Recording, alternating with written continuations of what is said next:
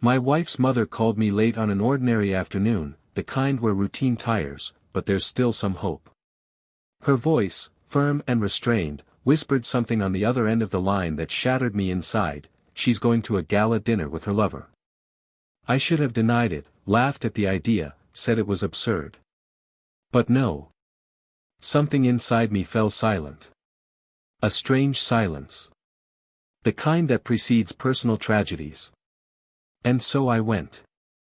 I saw with my own eyes what my heart already feared. There they were. She in a long, white, tight dress, as if wanting to be remembered, or forgotten. And he, an ordinary man, but with an intimacy in his gaze that hurt me more than any punch in the gut. That scene shattered me. As if all the years, the plans, the breakfasts filled with laughter, the birthdays, the silly arguments, and the complicit silences had been thrown away with a single gesture. I called my mother-in-law back, my voice cracking, and asked, "Is it true? How did you know that?" "I just saw her with another man at dinner."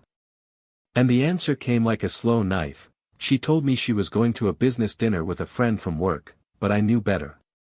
"That's why I called you. That's why I called you." Those words echoed in my mind like a too-late alarm. Like a warning that came after the disaster.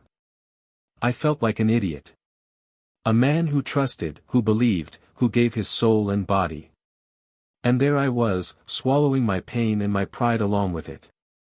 The next day, with my heart numb, I handed her a letter. The letter. The document that bore in cold letters the end of the forever we swore before an altar. When she read it, her eyes opened as if only there, in that second, she had understood that the betrayal was real, that the abyss had formed beneath our feet, and that there was no turning back. She cried. He cried in a way that made me doubt everything, even my anger. Because it wasn't a cry for being discovered. It was the cry of someone who, for the first time, understood the value of what they were losing. She knew. "You knew you had lost me." I left our house like someone leaving a fire, without looking back, taking only what was left of me. And what was left wasn't much.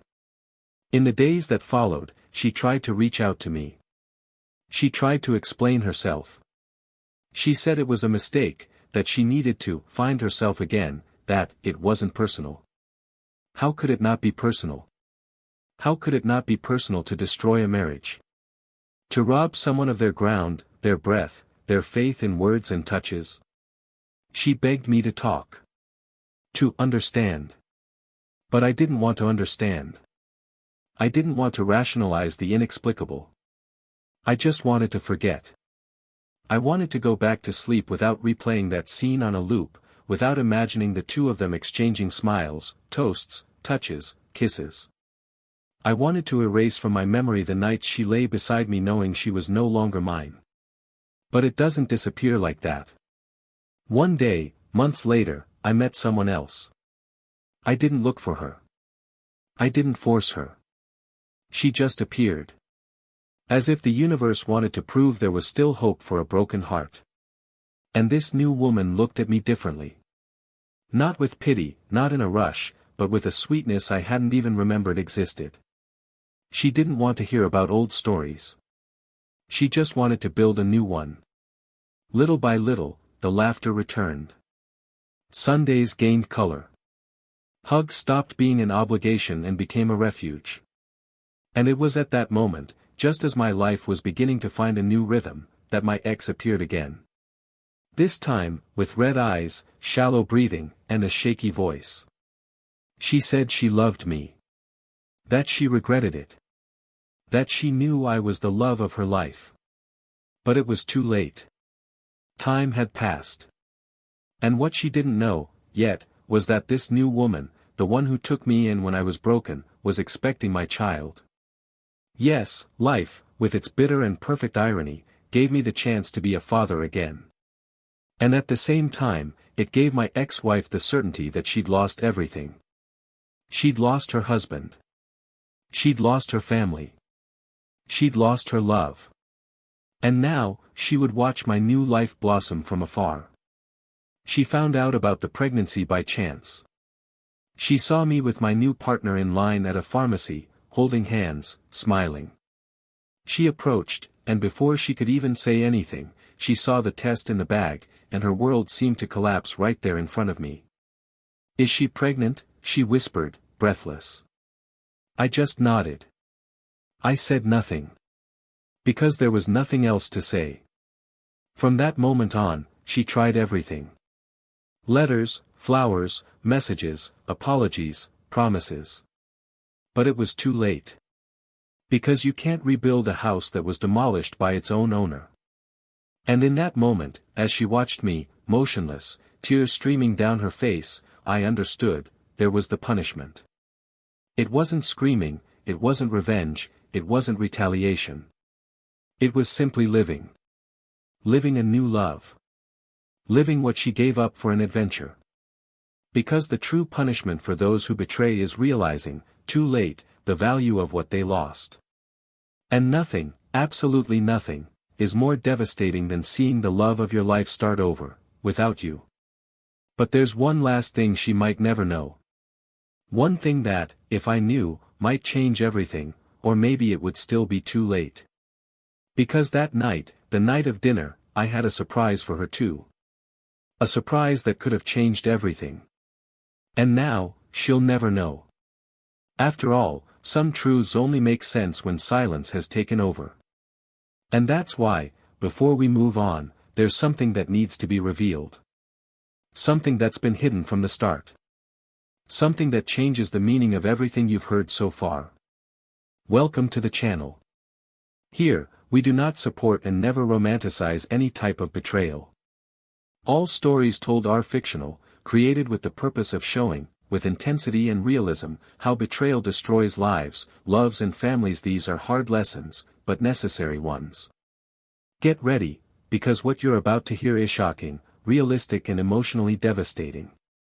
Let the story begin. David and Laura met in a small, cozy coffee shop, the kind hidden between busy streets, seemingly shielded from the real world by a blanket of welcoming silence. He was sitting by the window, reviewing notes on an architectural project, when she rushed in because of the rain and, without realizing it, let her sodden umbrella drip onto his papers. She apologized so spontaneously and nervously that he smiled, and that smile was the beginning of everything. Laura, a journalist with a restless soul and a perpetually curious gaze, had been connected to the world but disconnected from others until that moment. David, more introspective, lived trapped in his own universe of well-defined lines, projects, and routines. Together, they discovered what neither of them knew they were looking for: balance. The relationship evolved with rare ease. Their first encounters were like chapters in a well-written book, light, yet profound. Long walks, conversations that lasted into the early hours, and silences that didn't feel awkward. Soon, they both realized their feelings went beyond the typical initial enthusiasm. It was caring. It was partnership. It was genuine. When they decided to move in together, they rented an apartment with a balcony and a modest view, but it felt like paradise on Sunday mornings. David, methodical, took care of all the practical details of the house, while Laura brought life to the rooms with plants, paintings, books, and soft light. It was home. The wedding was low-key, yet full of meaning. They gathered their few closest friends, wrote their own vows, and promised things that only those who truly love each other can promise without fear of seeming foolish: patience on bad days, attentive eyes on good ones, constant touch even from a distance. During the first few years, almost everything seemed to work. Sure, there were disagreements, small irritations that grow over time, but nothing that couldn't be overcome with conversation, with touch, with that kind of hug that soothes the heart. They both had demanding careers. He worked at a construction company that absorbed much of his time, and she was increasingly recognized in the stories she covered, always on the move, always with her cell phone in hand, capturing the world and then translating it into words. Routine overcame them, but they still managed to meet over simple dinners, over carefully prepared coffees, in notes left around the house. There was still complicity. There was still desire. There was still that us that survived the days. On birthdays, there was always a surprise. David, more reserved, was creative with the details, hidden notes, videos with old photos, short midweek getaways to places that reminded them of the beginning. Laura, on the other hand, was intense. She made a point of marking dates, of recording each of their achievements, even the small ones. She believed that love was made of presence, and she made a point of being there, even tired, even busy. He, though less expressive, demonstrated his affection through his actions. He fixed the faucet before she needed to ask, made tea when she arrived with a cold, silently listened to her longer rants without complaint. Over time, as is natural, marriage ceased to be a novelty. Plans for children arose, postponed, resumed, postponed again, but there was still the certainty that they were on the right path. The two, despite their differences, were building something solid. David was always more serene, more restrained. Laura was emotionally raw. Perhaps that's why they fit together so well. In moments of tension, he was the harbor, in moments of stagnation, she was the wind. The families also admired each other. Laura's mother always saw David as the ideal son-in-law, someone focused and reliable. David's mother, though discreet, respected Laura for her freedom and the way she enlivened her son's life. Friends would comment on the couple as a role model. "They're a perfect match," it was common to hear. And there was truth to that. They knew how to laugh together. They knew how to keep quiet. They knew how to apologize. But as the years passed, something subtle began to set in. It wasn't a fight, nor a lack of love. It was the kind of silence you don't choose, but gradually takes over. Work began to demand more. Laura began to travel frequently. The assignments became bigger, more challenging, more relevant. She was happy professionally, but becoming increasingly distant physically. David, with his career stable and less mobile, began to feel her absence not only at home, but within himself. Still, he understood. He knew she had dreams. That work was an essential part of who she was. He even tried not to complain. But her way of expressing longing was silence, it was doubling down on care, it was waiting longer than she should. And Laura, in the rush of everyday life, sometimes forgot to notice. She didn't see that he woke up in the middle of the night and watched her sleep. She didn't notice that he listened to her more than he spoke. She didn't realize that this seemingly silent man was actually trying to hold together something he felt slipping through his fingers. Weekends weren't what they used to be. She often had to cover events, interviews, seminars. And he, increasingly alone, tried to fill his time with reading, sports, and extra work. Sometimes he'd make breakfasts like they used to, but she'd arrive late or leave in a hurry. Other times, he'd buy tickets to plays or movies, but she'd have to cancel at the last minute. Nothing too serious, never a direct confrontation. But the feeling of being left behind began to take root. Still, he didn't give up. He believed it was a phase. That it would pass. That true love required effort, patience, maturity. And he had all of these. Laura, for her part, also noticed something was changing. Sometimes, when she returned home late at night, the air felt heavier. He was already asleep, or pretending to be. Conversations were shorter. Kisses, more hurried. Some days, she tried to recapture the spark. She would make a special dinner, suggest a quick trip, send more affectionate messages. But she felt there was a barrier. As if he were present, but absent somewhere deeper. Even so, at the right moments, they would find each other again. On his birthday, she surprised him with a night at the hotel where they'd spent their honeymoon. They reminisced, laughed, cried. They made love just like they'd done in the beginning. And he, looking into her eyes that night, believed they were reunited. That everything would fall into place. That they were still there, for each other. That night, he even considered writing a note. Telling her how much she still meant everything to him.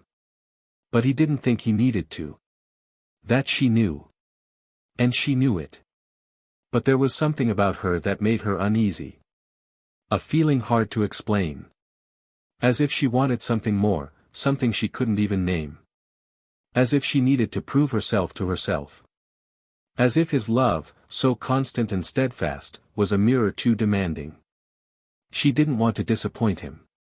But he also didn't want to lose himself. David never realized that she sometimes cried in the bathroom, silently.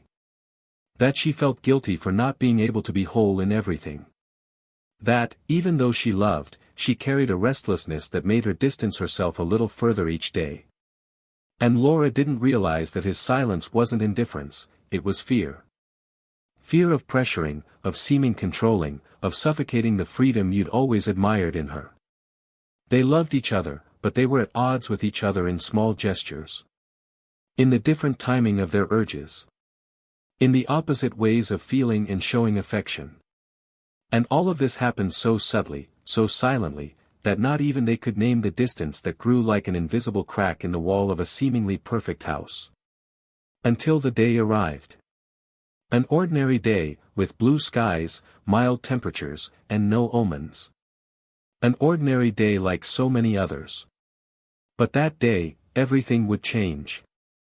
Everything that seemed stable would be challenged.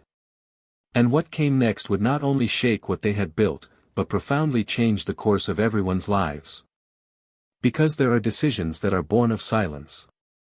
And there are silences that scream so loudly that they can no longer be ignored. David began noticing subtle changes in Laura during a period when he thought things were starting to settle down again. They weren't abrupt shifts, not obvious absences, nor outright distancing, but small, spaced-out gestures that, when added together, created an unease that was hard to ignore. She started checking her phone more when they were together, became more easily irritated by issues that previously didn't faze her, and frequently said she was too tired to talk or make plans. Dinners that had once been impromptu and lighthearted were now silent, Sundays became scattered days. David tried to interpret it as a phase, as accumulated fatigue, but there was something in her eyes, an evasiveness disguised as haste, that made him doubt his own intuition. Despite the growing gaps, he struggled to maintain normalcy. He planned a short trip for the two of them, choosing a rustic inn surrounded by nature, thinking that perhaps what was needed was a space for them to reconnect, away from the hustle and bustle of everyday life. Laura accepted with a restrained smile, saying she needed it, and during the trip, there were moments of lightness, laughter over wine, glances that for seconds recalled the beginning.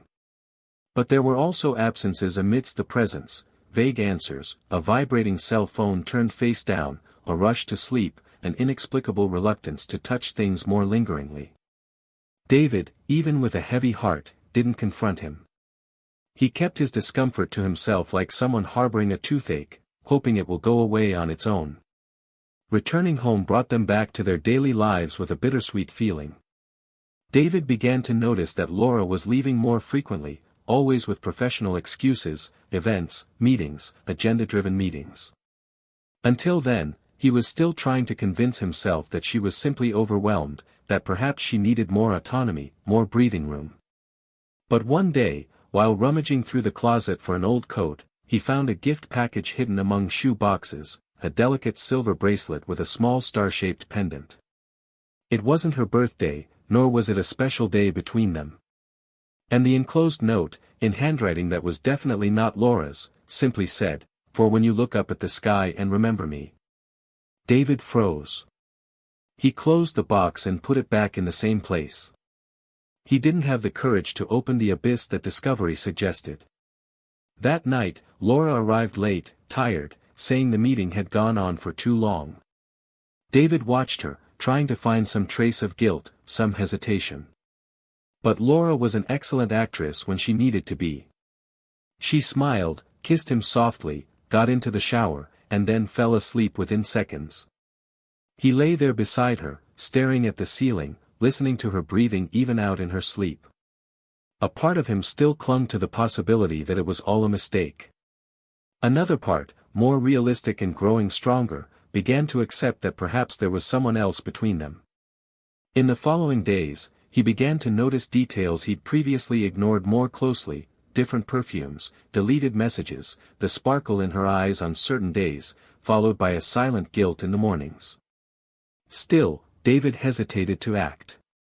He was afraid of what he might find, afraid of losing what was left, afraid of confirming that the love he still harbored was one-sided. It was in this state of emotional torpor that he received his mother-in-law's call. A brief, curt, direct call. She knew something.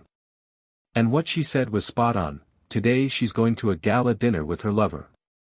David didn't answer immediately. His silence on the other end of the line made his wife understand he already suspected. She simply added, in a softer tone, "She said it was a work event, but I know when my daughter is lying. I thought you should know." With his heart racing, David threw on the first outfit he could find and left, not knowing exactly what he would do.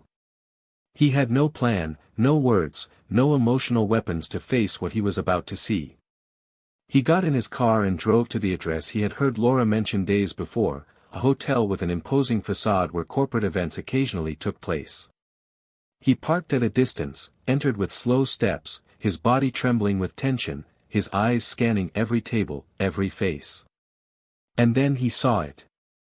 At one of the tables near the dance floor, there she was, smiling with her head slightly tilted, her eyes fixed on another man. There were no papers, folders, or laptops. It was a dinner. A date. He was well dressed, his hand touching her arm as if he knew her. Laura, for her part, wore a dress David had never seen before, clinging to her body in a subtle, sensual way. She looked different. She was different. David didn't approach. He watched for a few minutes, and felt the ground disappear. There was no anger, not yet. There was a slow pain, as if a heart were being crushed slowly. He left the place with blurred eyes, got into his car, and stood there, silent, for endless minutes. The phone felt heavy in his hands. He dialed his mother-in-law. His voice was choked. "It's true, how did you know that? I just saw her with another man." On the other end, the silence was broken by a deep breath. "Because she told me it was a business dinner, but I knew. That's why I called you." That night, David didn't return home. He drove for hours aimlessly, just trying to understand where he'd lost his way, what he'd missed, where he'd stopped being enough. The next day, with swollen eyes and an exhausted soul, he wrote the letter. A few lines. Direct. It informed him of the decision to divorce, without shouting, without accusations. Just the realization that something had broken beyond repair. He returned home in the early evening. Laura was already there, sitting in the living room, reading something on her phone. When he came in, she stood up with a forced smile. "Hi, I got here before you today, look." David simply held out the letter. She took it, not understanding. She read it. And then her eyes widened like someone struck in the dark. "David, what is this? Why?" But he didn't answer. He grabbed some clothes, locked himself in the room for a few minutes, and then came out again. Laura, still standing, the letter trembling in her hands, burst into tears as soon as he closed the door. She knew it wasn't a threat. It was a decision. In the days that followed, she tried to contact him. She tried to justify, explain, deny, minimize. She said it was just confusion, that she was feeling lonely, that she still loved him. David didn't want to hear it anymore. He needed to breathe outside that bubble. He needed to find himself again without the shadow of a lie. It was then that, little by little, something unexpected began to happen. A person appeared in his life unpretentiously. Someone who treated him tenderly without asking questions, who listened to his pain without demanding answers. David hadn't planned on getting involved again, but when he least expected it, he was genuinely smiling, sleeping peacefully, feeling whole for the first time in a long time. The connection was light, natural, sincere. Meanwhile, Laura was drowning in regret. Memories haunted her. His touch, the scent of shared mornings, lazy Sundays, his eyes on hers. And all of this was now a memory. A memory that hurt more than she could bear.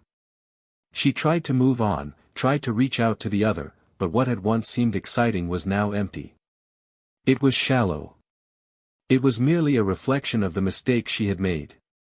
And with each failed attempt, the longing for David grew like an unbearable weight. Time passed. David reappeared in the old neighborhood, walking calmly, thinner, lighter. And beside him, a woman. The two exchanged glances that required no words. She held his arm with evident affection. And Laura saw them. From afar. She recognized the gesture, the walk, the laugh. And she stood there, still, her eyes moist, her chest tight, the silence screaming inside her. It was too late. He had moved on. But there was something she didn't know yet. Something that would change everything. Something that explained the look in his eyes, the lightness he now carried, the way he smiled so brightly. A secret that hadn't been revealed in the letter, nor in the last words they exchanged. Something that was about to come to light. Something she never imagined, and that would give new meaning to the loss that now consumed her. The reunion wasn't planned, but it was inevitable. It happened late one afternoon, when the golden light of the sky seemed to contrast with the tension in the air. David walked calmly beside Helena, the woman who effortlessly restored not only his smile but also the sense of belonging that had long been taken from him. She listened to him attentively, their clasped hands revealing a bond that only comes from true care. As they spoke, they crossed the street and stopped to buy something at the corner pharmacy. It was a common scene. Simple. But it was there, in that banal place, that the past decided to collide with the present with the force of an earthquake. Laura saw them. She was leaving a cafe, distracted, when her gaze met his. For a second, time froze. She couldn't look away.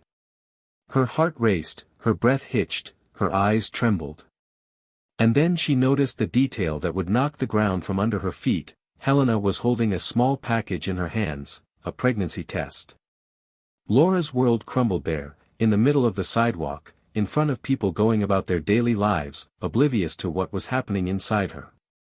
She didn't move. David saw her, but showed no surprise. He simply looked away, as if closing a chapter. Laura spent the night awake. The image wouldn't leave her mind. This was it. This was what she had lost. The family she had let slip away with a rash decision. The love she had squandered, now blossoming in the arms of another. The next day, she tried to resist the temptation to look for him, but failed. She sent a short message, asking to talk. He replied hours later, with a location and time. There was no question mark, nor any affection in the message. It was simply confirmation. They met in a discreet park, where they used to stroll on Sunday mornings, long before the wounds, the absences, the unbearable silences. David arrived first. He was standing, hands in his pockets, eyes fixed on the horizon. Laura approached slowly. Her face was drawn, her expression weary, and there was an almost childlike fear in her eyes. He turned as soon as he saw her approaching. She tried to smile, but failed. He waited in silence. She took a deep breath, as if preparing for a deep dive, and said she had no words, that she knew how wrong she had been, that she had no excuses. She said she thought about him every day, that she had made a mistake, that she felt lost, that she still loved him. The words came out with difficulty, broken by tears. She tried to touch his arm, but he took a step back. "I know I messed up. I know I hurt you. But if you still feel something, anything, please tell me. We can try again. I would do everything differently now." Her voice broke. David took a long time to answer. His eyes were calm but steady. He didn't shout, didn't get angry. He spoke softly, as if he no longer needed to prove anything. He said that for a long time, he tried to understand what had happened, tried to find some flaw in himself, some reason for the betrayal. But over time, he realized there are things that don't depend on us. You chose someone else when I was still here, he said. And now, there's no us. Only memories.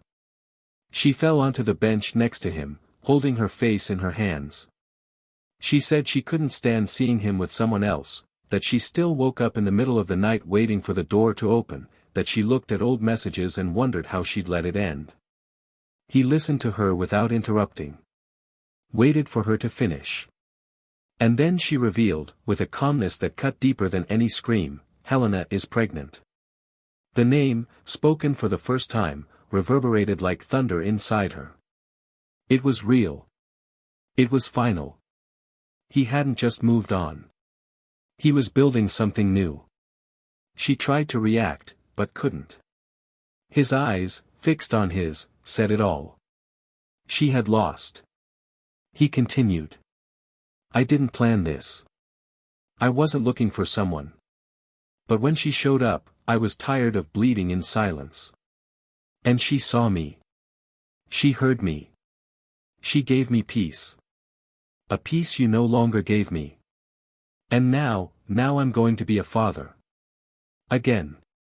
And this time, with someone who chose me even without knowing everything I carry. Laura swallowed hard. He felt the bitter taste of reality. He tried to get up, but his legs gave out. She apologized, begged for a chance, said she couldn't bear the thought of him starting a new family. That it should be with her. That his child was meant to be hers too. David, with a firm look, replied, You made your choices. And so did I. This isn't about punishment, Laura. This is about consequences.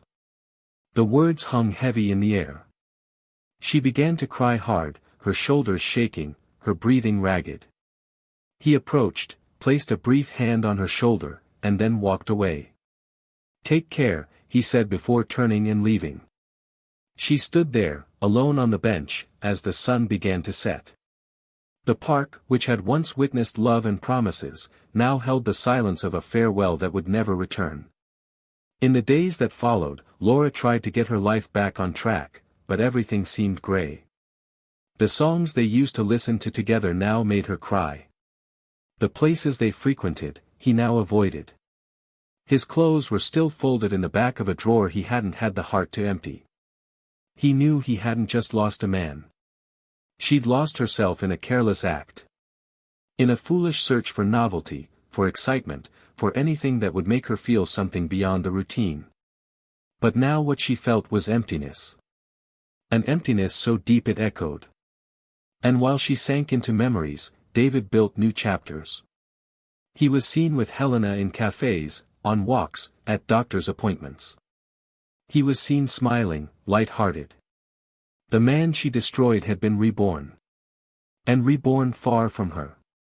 One rainy night, Laura wrote a letter. Not to him. To the son she never had. He described the man his father would have been. The love they would have given. The nights they would hold him in their arms. But he ended the letter by saying that love, when betrayed, fades. And that no fantasy is worth the loss of a true heart. He put the letter in a box and locked it. The next morning, he passed David's house. He saw lights on, heard soft music. And then, the sound of a feminine laugh, light, spontaneous. It was the sound of peace. Of a new beginning. Of life going on without her. And in that moment, Laura understood that some losses are permanent. That regret doesn't reverse a choice. That the true punishment for those who betray is living with the absence of what was once whole. And now, all that was left was to observe, from afar, the future that could have been hers. Because love, when it leaves, doesn't leave doors open. It closes. Silently. But it closes. And never returns. Weeks had passed since that last encounter in the park. Laura, after so many days spent amidst failed attempts to reconnect her routine with reality, decided to get away from it all. She traveled to a rural town where her maternal grandmother lived. An old house with peeling wooden windows, full of silences and memories hidden in the details, the kind of place where the hours pass slowly and feelings, even the most difficult, find space to breathe. There, far from the streets that still carried David's scent, she tried to rebuild something of herself. Mornings were filled with the sound of trees swaying in the wind, the sound of birds, and the smell of coffee brewed in a percolator. Even so, the emptiness she carried within her chest was not fooled by the calm around her. It was a different silence now. No longer the one that awaited reconciliation, but the kind that comes after the understanding that there is no going back. It was a mourning for something that was still alive, but no longer hers. One gray afternoon, Laura opened an old box of photos her grandmother had kept. Rummaging through the photos, she found images of her wedding, of trips, of parties. Photos of her eyes shining beside David, where her laughter was light, weightless, guiltless. She wept silently. Not because she wanted to relive it, but because she knew she would never experience something with that purity again. It was then that she decided to write. Not a letter to him, but to you. A farewell letter. She reread excerpts from old diaries, revisited the dreams she'd archived and the ones she'd destroyed. She wrote about the woman she was, about the woman she'd lost, and about the one she might yet find. It was his way of keeping from going mad. He didn't write to convince, nor to justify. He wrote because only then would the pain stop suffocating. While Laura was rebuilding herself piecemeal, David was experiencing the opposite, a new, accelerated, intense, yet genuine phase. The months of pregnancy with Helena were marked by discovery. He showed himself to be an increasingly committed, present, and mature man. He wasn't the same person Laura had known years before, there was a different firmness about him now, the result of all the scars he carried. Helena, in turn, was a woman with a gentle nature and strong instincts. She didn't invade his space, never held him to promises, or demanded cures. She was simply there. And it was this silent, constant presence that made everything so solid between them. One morning, while packing the baby's room, David found an old notebook among the moving boxes. It was his old project notebook, where he'd jotted down ideas for houses he'd never built. Among the pages was a sketch of a home with a porch, a garden, and a swing hanging from a tree. He showed the drawing to Helena, and silently, she gently touched the page. It was a dream he'd had with Laura. But now, it didn't hurt to remember anymore. It was just a memory. One night, at a dinner party organized by friends, David ran into an old coworker who, unaware of his recent past, casually mentioned an art exhibition Laura had curated. He didn't react. He continued the conversation as if he hadn't heard. But that night, at home, as Helena slept soundly beside her, she thought about how things could have been different. Not with longing, but with a bitter understanding that life is made of choices that can't always be undone. The next morning, he left early and walked past the gallery where the exhibition was still on display. He looked in the window for a few minutes and left without going inside. It was like looking from the outside at a house you once lived in. Familiar, but no longer yours. A few days later, David received an unexpected call. She was Laura's mother. Her voice was broken, somewhat desperate, and she begged him to come see her. He said Laura wasn't well. That she'd returned from the trip exhausted, withdrawn, without an appetite, and now she'd disappeared for 2 days. He said he didn't know who else to turn to. David froze. You didn't want to get involved. But something inside him, perhaps a humanity that had never left, made him get in the car and go there. Arriving, he found the house silent. Laura's mother opened the door with swollen eyes. He said Laura was in her old room, that she'd returned the night before and hadn't come out. He entered slowly.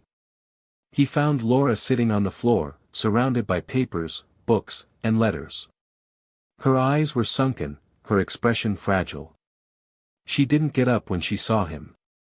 She simply looked away, as if she didn't want to be seen in that condition. David crouched down, facing her. Silence spoke first. Then he asked if she was okay.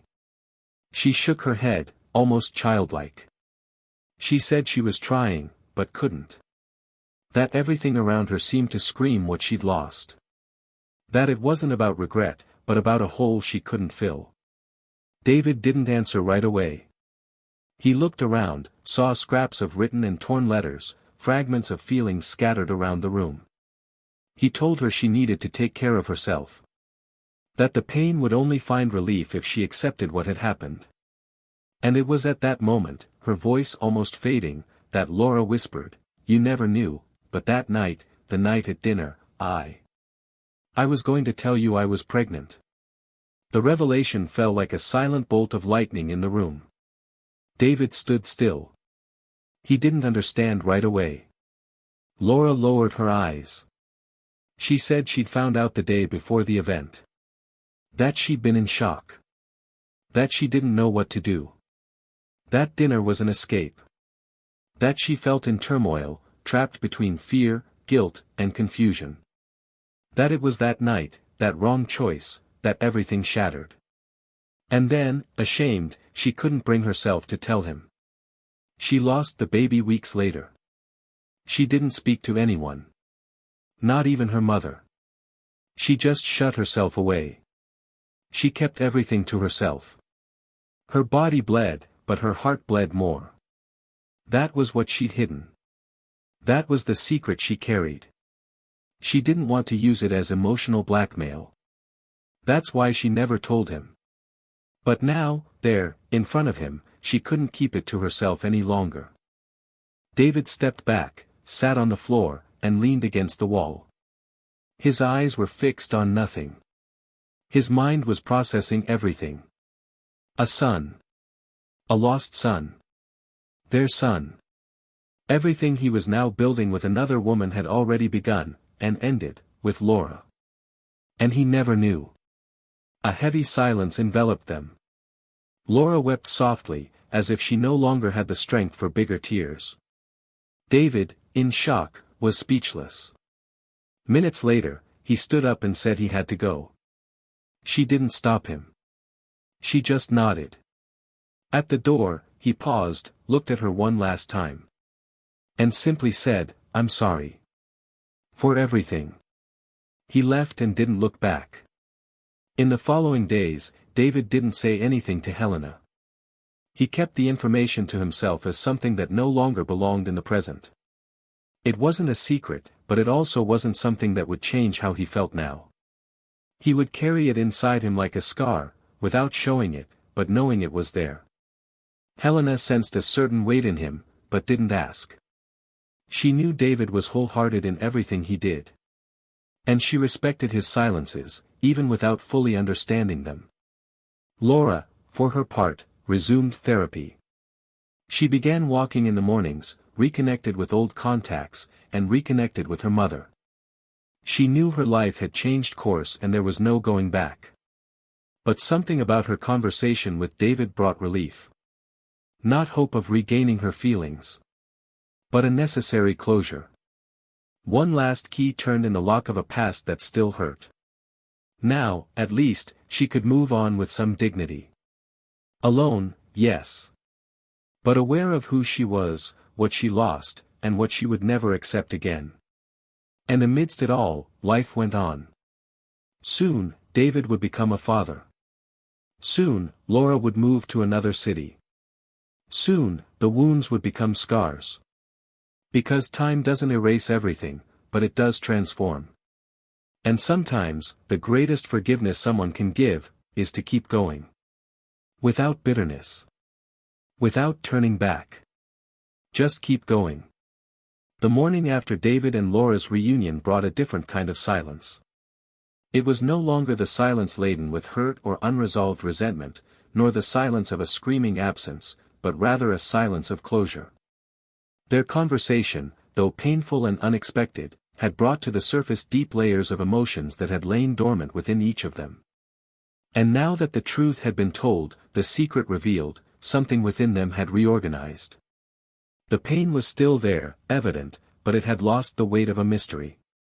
It was the kind of pain that already knew its name, its shape, and its origin. David drove for long hours after leaving Laura's house. He didn't go home immediately, nor did he look for a specific place. You just needed to get away. Feel the wind on your face, the road ahead, as if something external could accompany the internal whirlwind that had taken hold. There were images that wouldn't leave his mind, not just the revelation of a lost son, but the way Laura spoke, the sincere fragility in her voice, and the sadness etched in her eyes. She was no longer the woman who had hurt him with her betrayal, not the shadow of a past he struggled to erase, but someone who had lived her own pain in silence, out of shame, regret, and helplessness. And this left him torn. When he arrived home late in the afternoon, he found Helena on the sofa, her feet raised, a cup of warm tea in her hands, and the serene face of someone waiting patiently. She looked at him and smiled slightly. David sat beside her and, for a few moments, remained silent, observing the details of the house, the paintings they had hung together, the blanket she was using, and the light touch of her hand on his knee. It was a simple, unpretentious piece, built step by step. He knew that this space, this life, was not a substitute for anything, but a new, real chance. He considered telling what he had discovered, considered sharing the truth now revealed, but something made him keep it to himself. Not out of cowardice, nor out of fear of judgment, but because he felt there were things that, although painful, needed to be kept close to the heart so that the present would not be confused with the past. He had chosen to be there, and nothing, not even the most unexpected revelation, would change that. In the following days, David resumed his routine more cautiously. Emotions were still raw, but his resolve remained firm. At the same time, Laura was undergoing an internal process of reconstruction. Now with the wound open and properly named, she could finally face her own reflection honestly. Therapy intensified, walks became more frequent, and little by little, she began writing again. Texts that would never be published, perhaps never read by anyone else, but which served as a relief, a healing instrument. She wrote about choices, about the versions of herself she had to abandon to survive, about the illusion that a mistake can be just a detour, when in fact it is the beginning of the end of a road. Meanwhile, Helena's belly grew. The baby kicked loudly, and his arrival was awaited with silent joy. David watched everything closely, preparing the crib, painting the bedroom walls, reading about third trimester symptoms, attending all the doctor's appointments. Deep down, there was a kind of personal redemption in this process. It was as if he were doing it all with greater awareness, with greater dedication, as if the pain of the past had shaped him to be an even more present father. And along the way, Helena, unaware of the secret that now lived within him, simply offered her presence, her embrace, and the firmness of someone who loves patiently. It was on a rainy afternoon that chance arranged a new meeting. David was in the downtown bookstore buying a gift for Helena, a book of poems about motherhood she had mentioned days before, when he heard a familiar voice behind him. He turned slowly, and there she was, Laura, with a sodden umbrella in her hands and her hair damp. They exchanged surprise, but no discomfort. She smiled softly, and he returned it politely. They chatted briefly, exchanging pleasantries about the weather and books. And then she mentioned that she was about to move, that she had received a job offer in another state and had decided to accept. She said she needed a real fresh start, somewhere where she wouldn't be remembered for her mistakes, where she could build herself from scratch. David congratulated her sincerely. He asked if she was happy with her decision. She said she didn't know yet, but that she was willing to find out. As he was about to say goodbye, she grabbed his arm and told him she didn't want him to think her revelation was a way to interfere in his life. She said, on the contrary, it was an attempt to free them both. She wanted him to move forward with ease, to experience this new love with all it deserved. And she added, with a still wet look in her eyes, that she hoped one day she could look back and be proud of the woman she'd become, even though she'd been the cause of her own downfall. David hugged her briefly, with respect and empathy. It was a goodbye. And in that embrace, there was no rancor. Just a silent acknowledgement that they had been important to each other, even if they could no longer walk side by side. After that encounter, something inside David reorganized. It was as if the last piece of the puzzle had finally fallen into place. Now he understood the whole. There was no erasing what they had experienced, but he could finally move on without carrying the burdens of the past. He began writing again, something he hadn't done in years. He drafted texts about new beginnings, about silent pain, about the beauty of continuing even when the heart still aches. He shared a few words with Helena, who smiled and said he had a hidden gift. He didn't realize that those words were often inspired by chapters from a previous life. But she felt it. And respected it. The baby's birth was getting closer. And with it, a new reality was taking shape. David was no longer the man who suffered in silence, nor the one harboring anger or a desire for revenge. He was someone who had gone through emotional hell and emerged on the other side, not unscathed, but strengthened. The pain had shaped him. True love, and the betrayal that destroyed it, had taught him more than any life manual. Now, it was all about surrender. About choices. About continuing to love without fear, but with maturity. About protecting what was built. About appreciating the details that make a relationship unique. Laura, meanwhile, was packing boxes in her new home, now with fewer things but more lightness. She had let go of everything that carried heavy memories. She took with her only the lessons she had learned. Sometimes, while packing books or paintings, she would pause for long minutes to stare into the void. Not with sadness, but with a kind of silent gratitude. Because, despite everything, she knew she had been transformed. The nights were no longer so long. The mornings held a different freshness. She was beginning to understand that life often means accepting that not everything can be fixed, but everything can serve as a bridge. And she, finally, was building hers. Now, each on their own path, each with their destiny rewritten, they carried the memory of what they had been, but not as a prison. As a story lived to the limit, with flaws, truths, and scars. A story that would never happen again, but would continue to exist in some drawer of the soul. Because some stories end, but never disappear. They remain. In the eyes, in the pauses, in future choices. And one day, looking back, both would know that despite everything, they had survived. Not as the same people, but as more whole versions of themselves. And that, in itself, was a victory. Time passed with a strange haste for some and an agonizing slowness for others. For David, each day was a silent construction. Not only of impending fatherhood, but of a new state of mind that was shaping itself with maturity and serenity. He had learned that answers don't always lie in what is said, but in what is felt and in what one decides to do with what one carries. Gone was the anxiety of the past, nor the ghosts that haunted him when everything fell apart. Deep inside, the storm was transforming into a calm tide, allowing him to see more clearly who he was now, and who he would never be again. In the early hours of the morning, while Helena slept beside him, he would get up and pace the house. It wasn't insomnia.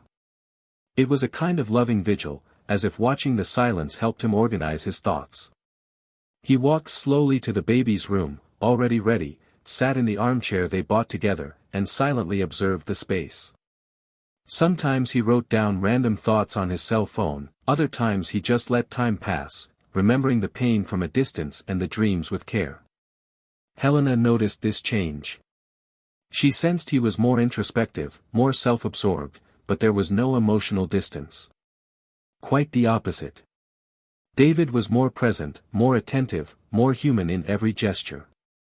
One morning, watching him make coffee, she commented, "You seem like someone who learned to speak through silence." He smiled, touched her face affectionately, and replied, "It's in silence that we hear what we never had the courage to say." These conversations, short in duration, vast in meaning, shaped their relationship.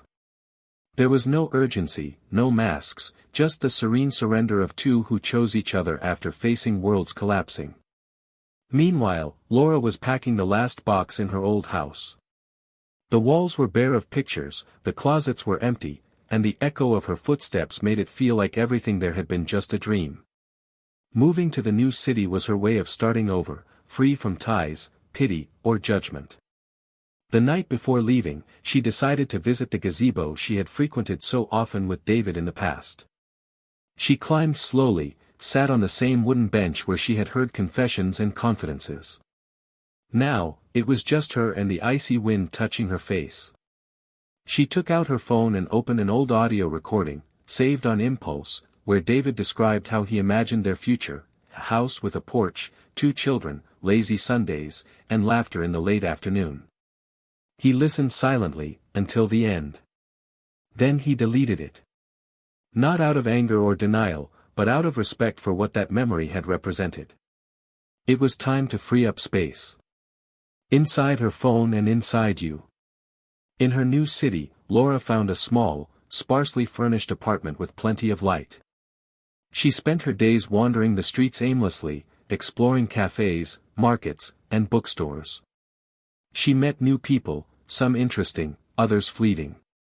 Little by little, she allowed herself to laugh more lightly, look into people's eyes with less fear, and sit at the table without the weight of 1,000 memories. And although the regret hadn't disappeared, it no longer prevented her from living. One night, during a conversation with colleagues from a new job, she was asked about past relationships. She considered making something up, skirting the subject. But, with courage, she answered truthfully that she had loved deeply, that she had made a mistake that cost her everything, but that she had learned from it more than from any success. The respectful silence that followed was welcoming. For the first time in a long time, she felt she didn't need to hide her own story to be accepted. David, for his part, accompanied Helena through the final weeks of her pregnancy with growing tenderness. Each ultrasound, each kick of the baby, each small final preparation heightened his sense of purpose. Yet, even with all this joy, there was a new weight: the letter. Yes, the letter. Days earlier, Laura's mother had sent her a sealed envelope, saying her daughter had left it with her, should she ever want to share it. It was the letter Laura wrote to the son she lost. David hesitated to open it.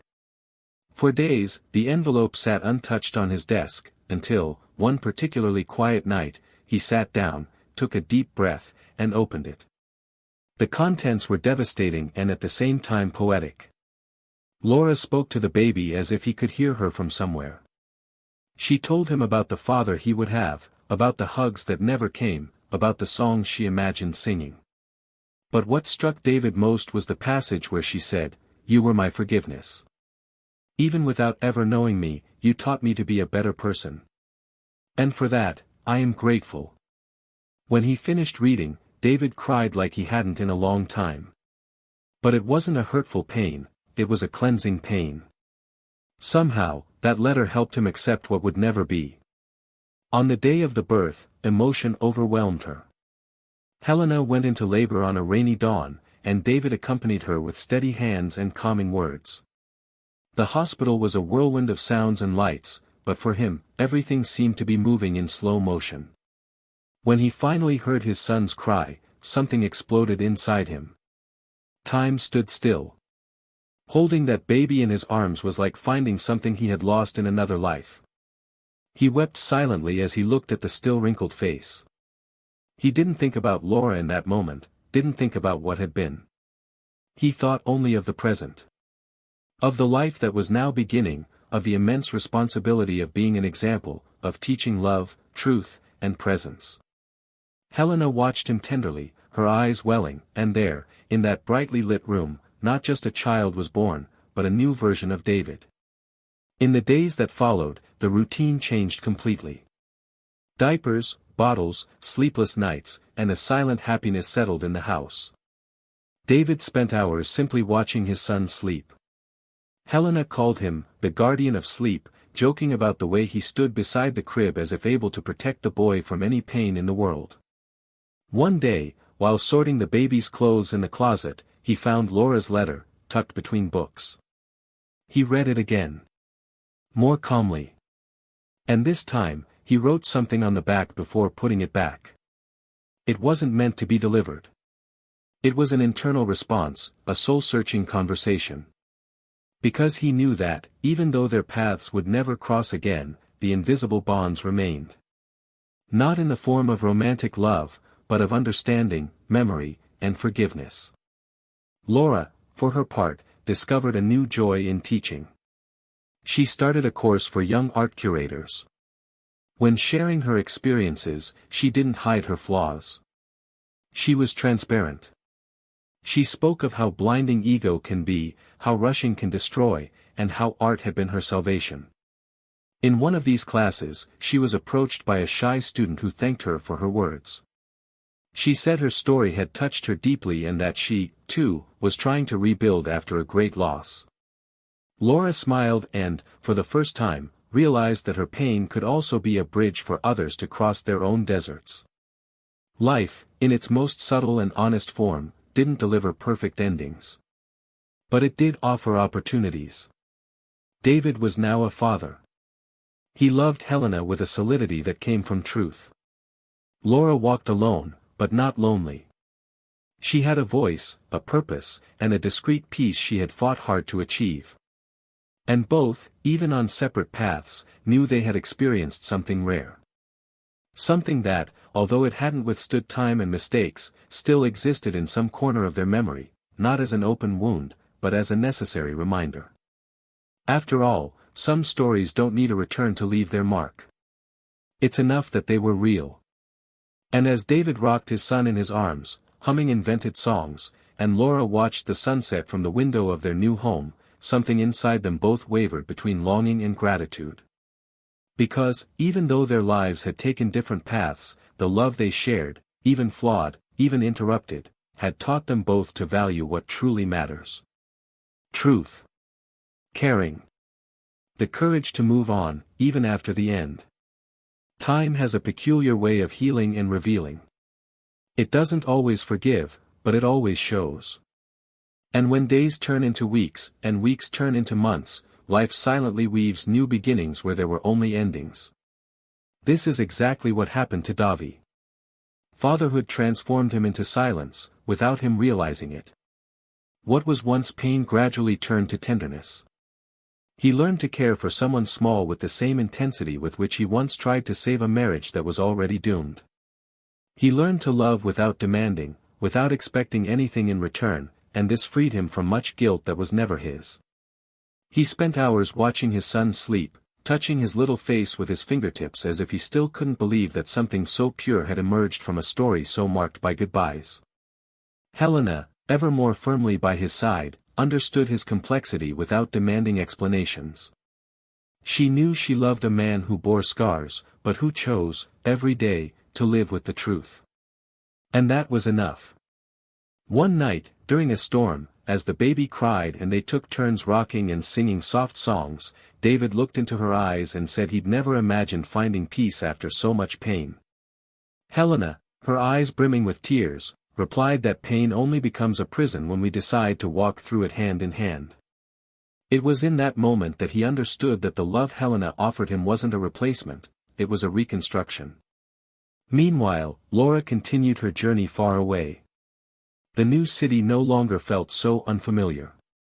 The streets became routine, the cafes became shelters, and the days became lighter. Her loneliness was now a choice, not a consequence. At work, she received a proposal to coordinate an international modern art exhibition, something that would require time, dedication, and constant travel. She accepted without hesitation. It was her chance to move forward not only geographically, but emotionally.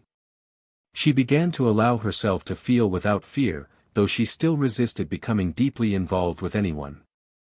Sometimes, the ghost still returned, especially at night, when the silence of the house was interrupted only by the sound of her own thoughts.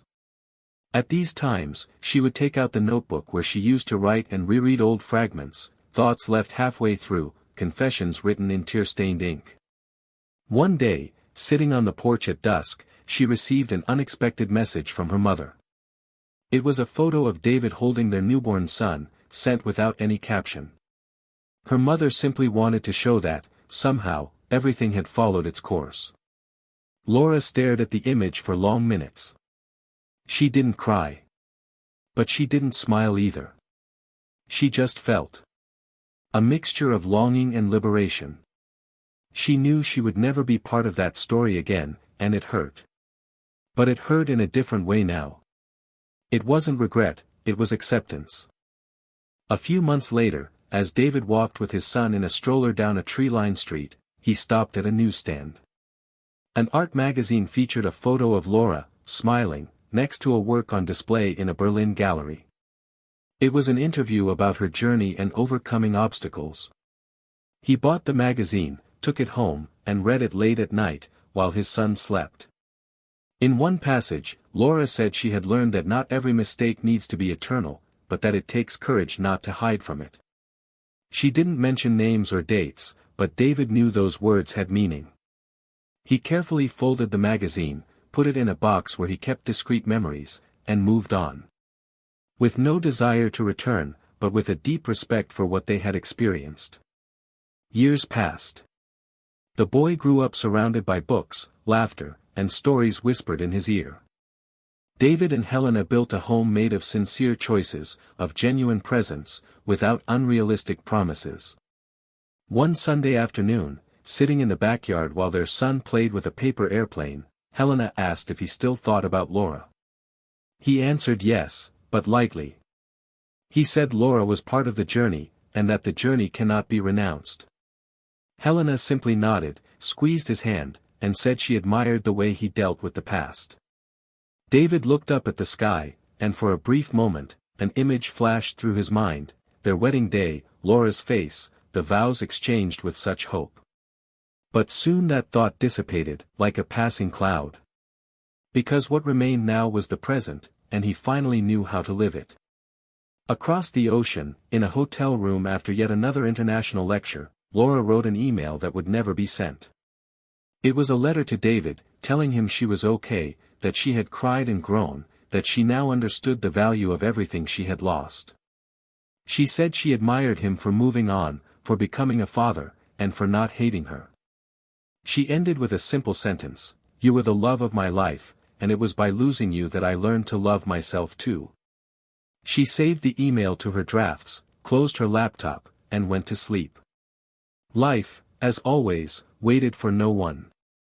The years passed, and one day, David and Helena's son grew old enough to ask how his parents met. David told the story with a calm smile, not omitting that he had been through a lot before meeting his mother.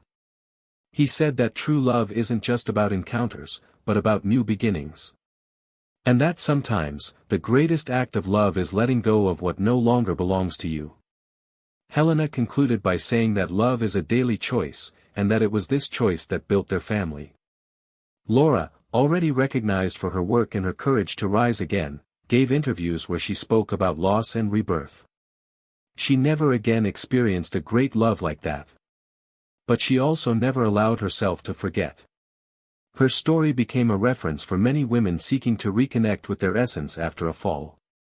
And she, with her firm voice and gentle gaze, spoke with the authority of someone who had hit rock bottom, and chosen to rise. This story ends with one certainty: betrayal destroyed what was most pure between two hearts. But it also taught each of them the value of self-love, truth, and the courage to move on. David moved on, rebuilt, and forgave. Laura fell, cried, and learned. And both, on different paths, found better versions of themselves. Because time doesn't go back, but it does offer opportunities. And those who have the courage to face the consequences will one day find peace again. If you've made it this far, please comment below on what you thought of this story. Which character touched you the most? Have you ever experienced or known someone who has? We'd love to hear your thoughts. And of course, don't forget to subscribe to the channel. Here, stories like this are told from the heart, always with the intention of provoking reflection and emotion. This story reminds us that betrayal doesn't just destroy a relationship. It tears at the soul, uproots it, and shakes everything around it: trust, dreams, families. Nothing remains the same after trust is broken. Therefore, the channel reinforces, we do not support, nor will we ever support any type of betrayal. True love deserves to be cared for, and loyalty is the foundation of any lasting construction. Until the next story.